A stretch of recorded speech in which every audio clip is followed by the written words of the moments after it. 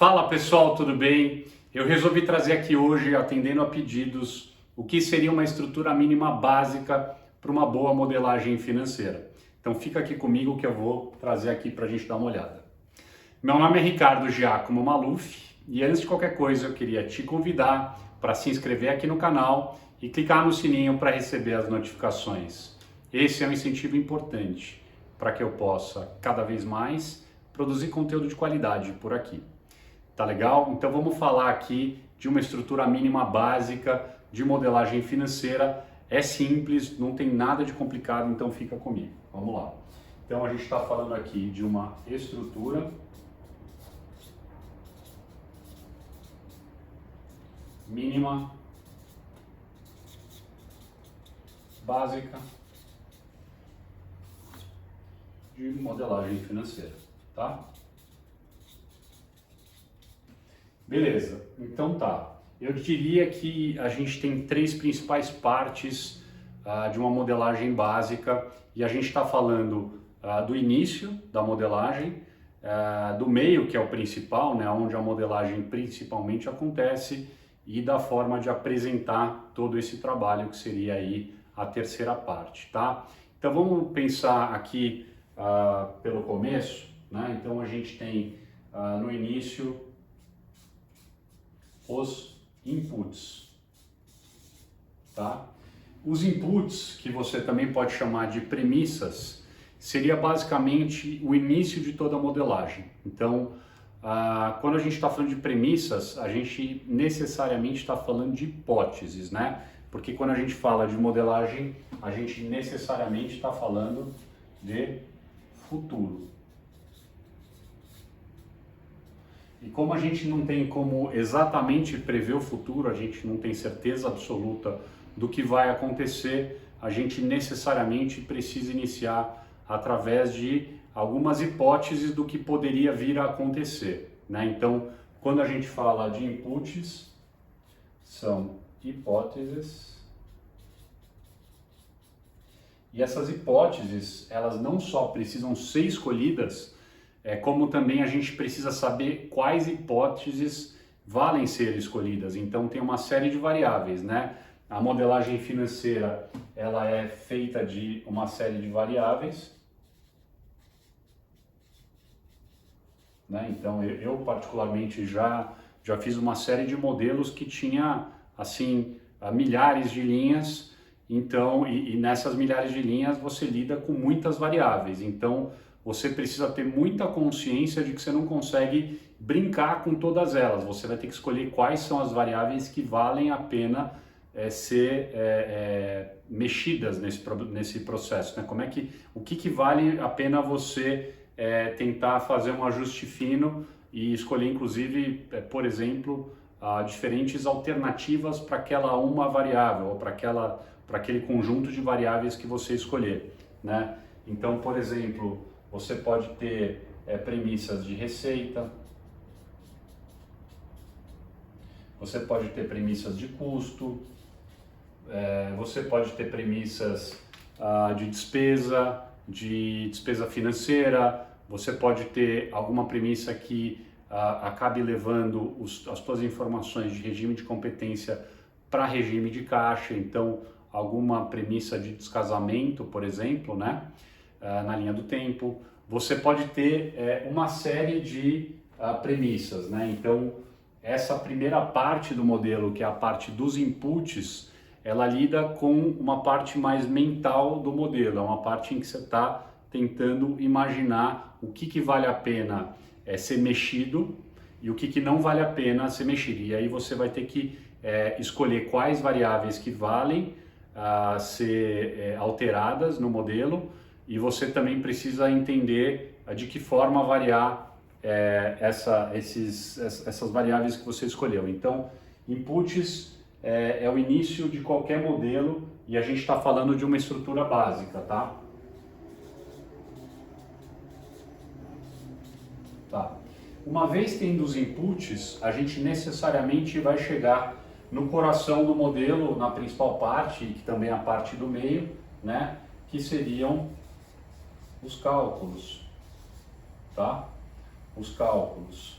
Então a gente começa pensando o que vale a pena mexer, uma vez que a gente escolhe o que vai mexer e como vai mexer com essas variáveis, então a gente passa para a etapa seguinte, que é a etapa de cálculos. Então a gente vai muito provavelmente ter alguma informação histórica, essa informação histórica vai interagir com os inputs, né? Então as informações históricas vão interagir com os inputs e vão gerar então os cálculos. Os cálculos tendem a ser aquela parte do modelo que acaba usando o maior número de linhas, que acaba usando a maior energia do modelador financeiro, né? E muitas vezes, quando o modelador iniciou ali nos inputs e foi para os cálculos, muitas vezes ele descobre que alguma coisa não é possível de ser feita como ele inicialmente imaginou.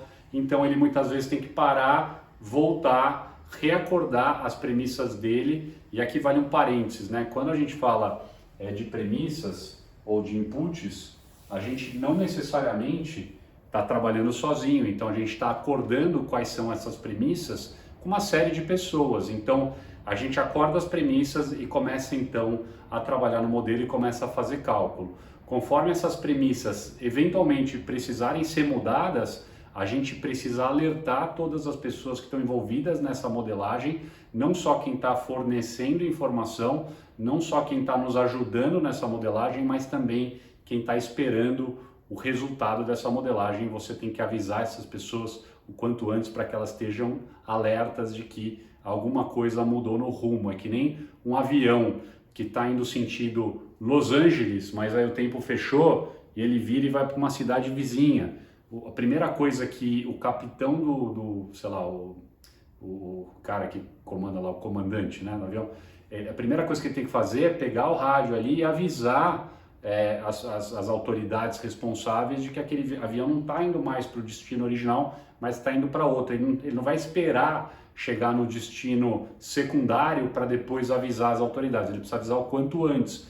A modelagem financeira é a mesma coisa, você iniciou pelos inputs, começou a modelar, as coisas começaram a mudar de rumo, você teve que mudar tudo aquilo que foi acordado com uma série de pessoas, máxima atenção, vale tomar bastante cuidado. Inclusive, eu costumo recomendar que uma modelagem comece antes dela precisar começar, né? Então, se você puder começar a modelar antes, você vai descobrir esses eventuais gargalos ou essas mudanças de rumo que você vai precisar fazer antes de ser muito crítico, antes que você tenha pouquíssimo tempo para fazer ajuste de rota. Então, eu sempre recomendo que você comece a fazer a sua modelagem antes que as pessoas esperem que você inicie, porque aí você tem uma margem você tem um colchão de tempo, né, para corrigir erro ou para ajustar conforme a necessidade, beleza?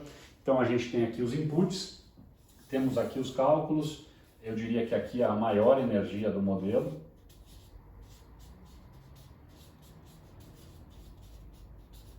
Tá? Vou botar um raio aqui, ó. Vou botar um raio para representar a energia que essa atividade consome, né? E não adianta nada eu chegar nessa fase aqui de maior energia tendo direcionado o meu avião para o destino errado, né? Porque a hora que eu chegar aqui e descobrir que não vai dar para fazer o que eu imaginava, eu tenho que voltar tudo para começar de novo, acertar o ângulo e ir para a direção correta, tá? Então, inputs, primeira etapa, cálculo, segunda etapa, e o último, porém não menos importante, os outputs, tá? O que seriam os outputs? Imagina que os outputs são basicamente a apresentação do seu modelo. É o resultado final, é tudo aquilo que precisa ser respondido, tudo aquilo que deveria estar sendo mostrado. E vamos sempre lembrar que uma modelagem financeira ela vem para responder uma resposta, uma pergunta ou uma série de perguntas, pelo menos uma.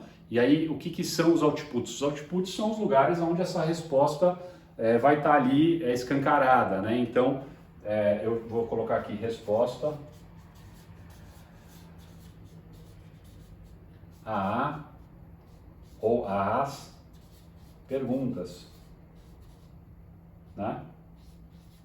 Beleza? Então aqui, mas aí é só o fim do filme, né? Então tudo que aconteceu no meio, tudo que foi planejado, tudo que foi executado, aqui é simplesmente a entrega final. E não adianta a gente fazer uma bela entrega se a gente não responder a pergunta. Significa que todo o trabalho, toda a energia, tudo que foi colocado ali, inclusive de recursos de pessoas envolvidas, de recursos financeiros, de expectativa, potencialmente pode ter sido em vão se você não fez as duas primeiras etapas da maneira mais adequada possível, tá? Então a gente está falando de inputs, a gente está falando de cálculos e a gente está falando de outputs.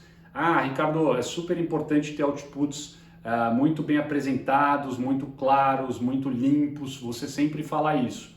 Sim, falo. É muito, muito, muito importante, mas não adianta nada eu chegar aqui e fazer um negócio maravilhosamente bem empacotado, só que na hora que abre-se o presente, não tem presente lá dentro, ou você está entregando uma malha para uma pessoa que mora numa ilha que só faz verão, só faz tempo quente. Então, precisa tomar cuidado, tá?